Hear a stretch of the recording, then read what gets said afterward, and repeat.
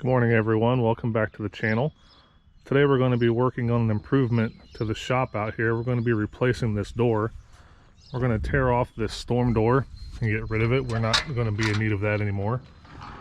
And this entry door we're going to replace as well. As you can see, the frame is completely rotted all the way around the outside. This door has been on this shop every bit of probably 20 years and is well past due for a replacement. So that's what we're going to work on today.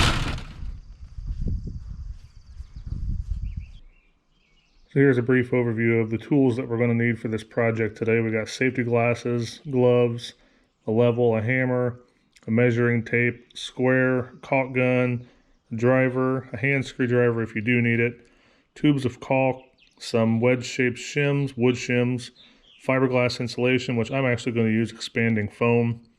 There's the corner seals for the door, and then the screws that are actually shipped with the door, and then finish nails for doing the trim. One thing they don't show you on here is a utility knife, which comes in handy for scoring the shims when we go to cut those off. So what we're going to work on first is removing this old storm door. It's just held on by 6 or 8 screws here. It looks like on the inside we got to remove the spring. Then we've got some screws down the front that we have to remove, and this door will pop right off.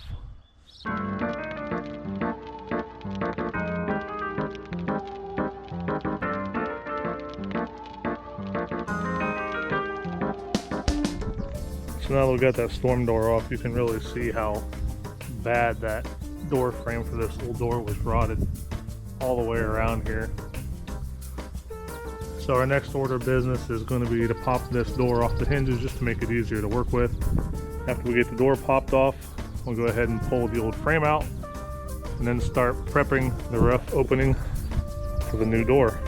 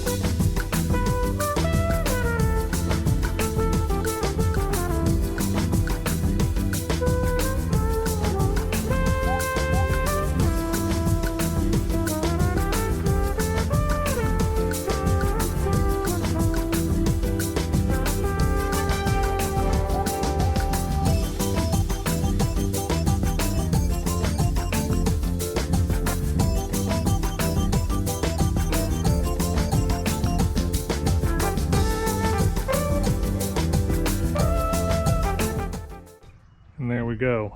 Now we got the old door frame out. Everything's all cleaned up. Got the threshold all cleaned up.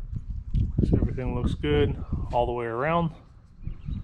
And we're going to check for plumb here quick on this door frame. That looks pretty good. And that one looks pretty good too. Then we're going to go ahead and install some caulk down here at the bottom of the threshold, and we'll get to installing the door.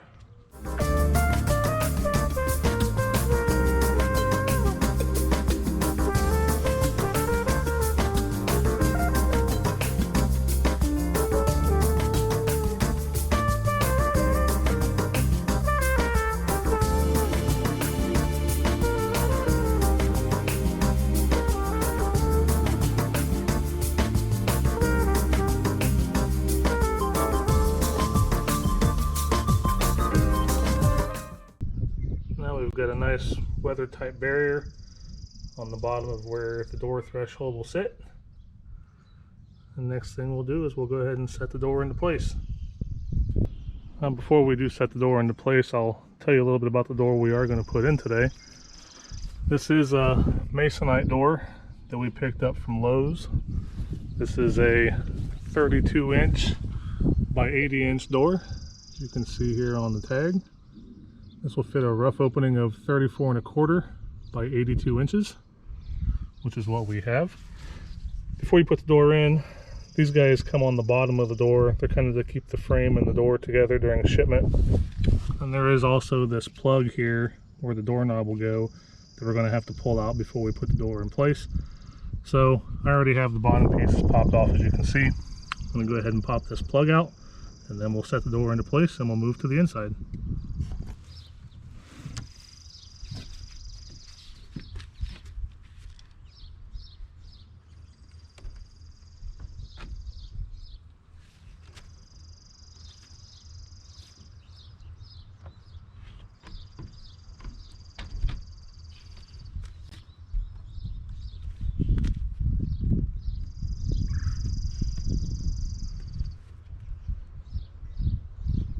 All right, so now we've moved to the inside of the door. So we're going to start by shimming the bottom and then work our way around the top and then the sides. So the way that it's recommended when this door is put in, they recommend that you center the door at the bottom first with shims and then move your way to the top. So on this right hand side, which is going to be the latch side, right now we're sitting at about a little over 1/2 of an inch. And over here we're sitting at 3/4 of an inch. So I'm going to pop some shims in the sides and the bottom of the sides to center the door, and then I'll start working my way around to do the shims around the sides and the top. After that process is completed, we'll move on to the next step. All right, so we've got our door shimmed all the way around now. We've got a fairly consistent gap. They tell you to keep a 1/8 inch gap in between here, but this door opening was a little bit more than 34 1/4, so my gaps are just a little bit bigger on the sides here. But we got the door in there square. It opens and closes nicely. It's got no binding or anything when it opens and closes, which is a good thing. Then we're going to go ahead and score the shims off and break them off, and then we will work on installing our doorknob.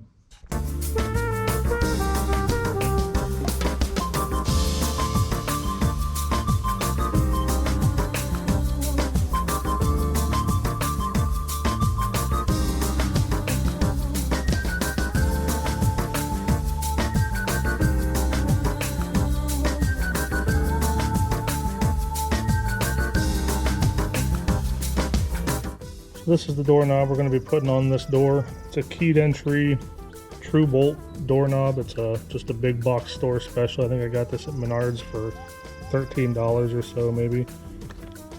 So we'll get getting this installed now.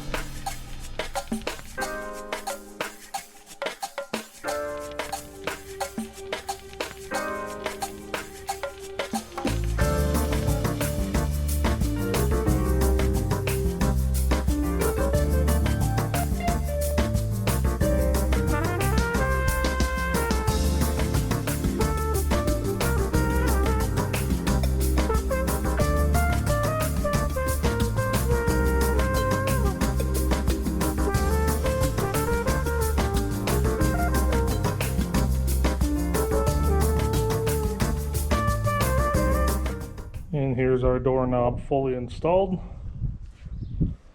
Closes nice and easy.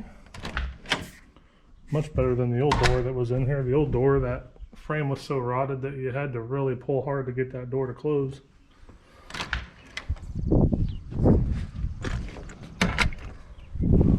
But I think it turned out pretty nice. Just a couple things left to do. We're going to run some expanding foam around the inside of the frame, and then we're going to paint this door brown to match the soffit, which is also going to get replaced this spring because that soffit is in bad shape. But again, all we have left to do on this door now is to paint it and to run some foam around the inside of the frame. Alright, so the stuff I'm going to use is this Great Stuff expanding foam. It says that it fills cracks up to 1 inch. Now on the door, it looks like my gaps are anywhere from 1/2 inch up to maybe 3/4 of an inch.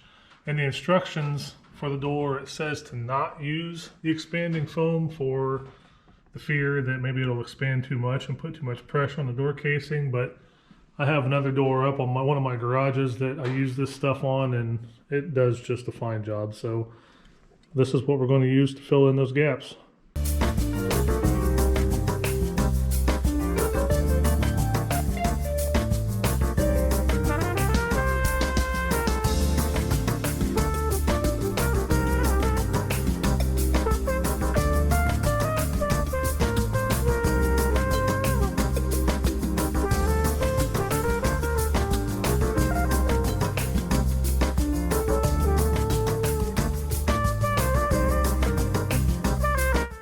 And there we go. So that expanding foam, it's not always the prettiest job in the world, but it does get the job done. Seals all the cracks and crevices and prevents the cold air from coming in. And that's really all we're after here. So after this dries, I'll go over it with a serrated blade and trim that down to where it looks halfway decent.